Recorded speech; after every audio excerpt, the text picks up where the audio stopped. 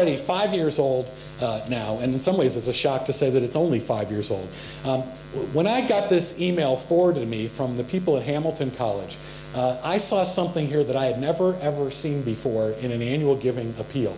And you read down, they sort of buried their lead 5 years ago, but you read down and it says, your online gift before midnight tonight will help us hit our challenge goal for this year. Nobody had ever said that before in annual giving. Make your gift yet today.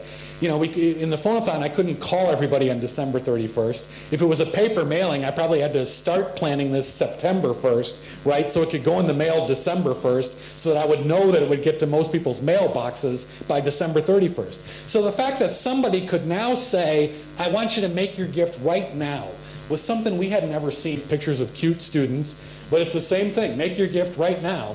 And so here's one example of an end-of-year appeal. Here's how some organizations, some schools have played with this in a way that I want you to think about and pay attention to. This is the same school that I showed you the year-end email a couple slides ago, Hamilton College. Here's how this has evolved there. They now decided to come up with a completely made-up deadline. They said, let's see, February is always our slowest fundraising month of the year. There's 29 days in February this year. Let's say it's a leap year challenge, completely made up. They go out and they get a trustee who offers a challenge grant. So every dollar that gets raised, our trustee will match the gift. That gives us some urgency, sort of like with the UK fund that, you know, we wouldn't ordinarily bother you this much, but we've got this fabulous opportunity, right? They aimed it at the 29 youngest classes, so that let some of the younger people know that we know that you know that we know that you know that we're really talking to you. And it only goes for the 29 days in the month of February, looking to raise $29,000, completely made up deadline, ready, set, go. And wouldn't you know, they hit the deadline because they of updates about the April challenge at Dartmouth College. April 13th, dear Kathy, exciting news. More than 1,000 alumni donors have supported the April challenge, but we still have a long way to go to meet our goal. Won't you join us today? Today, Kathy, today, right now, do something. Kathy's stubborn, doesn't make a gift, so the following week another shows up.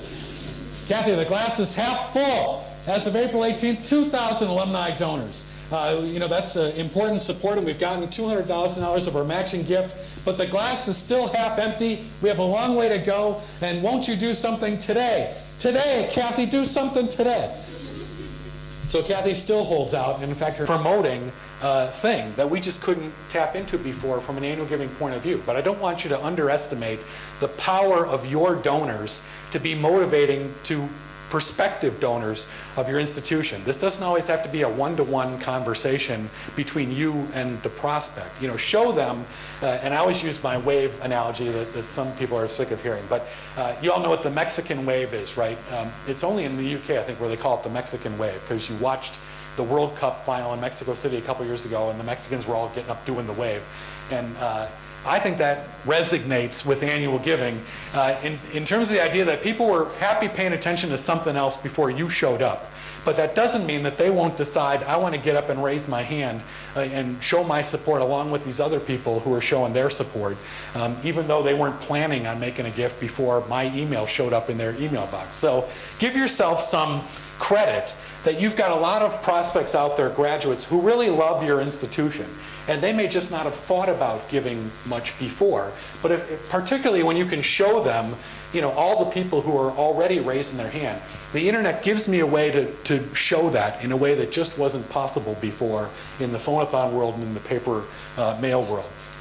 Let's give John McCain a little bit of props here too.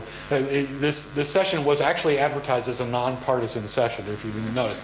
So, you know, I think this real-time idea applies to the work of volunteers as well. So any of John McCain's volunteers could go to his website during the campaign and see how they were doing in terms of contributions raised compared to other people. So you could see that Lloyd here has raised more money than any other McCain campaign volunteer, and Brainerd H. Whitbeck III had attracted more contributors than anybody else for the campaign. But if any of you work with volunteers, and you know, for a long time, a lot of institutions in the U.S., you know, you'd have an annual giving volunteer group, and you'd bring them to campus, so that automatically meant it was a very geographically specific volunteer opportunity, and you'd give them all their training kits and their pledge cards of the graduates they were going to go contact. And they were never really together again until you had a victory party at the end, assuming there was any victory to be talked about at the end. But now, people can feel much more of an ongoing cause, and you can see that I'm not being asked to do anything that Brainerd H. Whitbeck isn't being asked to do himself, and I better get in touch with my classmates because these guys are running circles around me. So there's a benefit to working with volunteers in terms of they're feeling some ongoing energy and some excitement in a way that you couldn't tap into as much before. How does that apply to what we're doing? Well, here's the University of Pennsylvania, who has class agents for each of their classes, and every year every class is trying to raise its annual fund dollar goal. And so now if I'm a Penn volunteer, I can go and check out the top 10 classes of the week and see who's winning the competition up to this week in terms of total donors by class. BFS level is Benjamin Franklin Society. That's their leadership annual giving level. And numbers of first-time donors, too. And notice that it's all the younger classes that are winning with first-time donors because they've never had a chance to make a gift before. So we want them to feel good about what they're doing because they're probably not going to raise a whole lot of money. But they can still feel good that we got one of the top 10 classes of the week just in terms of first-time contributors we're attracting to the Penn Fund. So, the existence of this on the internet in more or less real time is an additional motivating thing for all these class volunteers. If you're not on the list, this is a little bit of a wake-up call to try and get yourself on the list because look at what these people are doing. And for the hard-working volunteers, it's another pat on the back. We want to show off the good work that you're doing, so we're telling people up to the minute the results that we're seeing among different class agents. The first annual giving book I did for CASE featured Kansas State University. And I'm not recommending that anybody do this, but they recruit 700 student volunteers for their phone-a-thon every year. It's a monumental undertaking. Now, it happens in February in Manhattan, Kansas, where there's not a lot going on in the month of February there. So everybody turns out to volunteer for the phone-a-thon. One of the students wins a car every year because the local car dealer donates a car. It's a big deal. And the usefulness then winds up being that they graduate a lot of students every year who worked in the phone-a-thon. So when they get a call now from a student as graduates, a lot of them remember what it was like being in the phone-a-thon. So it caught my eye when, what was sort of the old school paper film developing phone-a-thon started to link itself to some internet functionality. So you can now go online in the month of February at Kansas State University and see in real time which school has raised the most money up to the minute through their student callers. Of course, they figured out a webcam, so you can now see the actual calling room that you might have called from when you were a student at Kansas State. But go back to the Kodak analogy, that in some ways, this was a school that had fallen in love with its phone-a-thon, or its sort of old way of doing business, but understood we need to start, introducing our alumni to our web page. We need them to get introduced to a relationship with us there. So they used, the old school phone-a-thon as a way to introduce people to some of the things that were on their web page.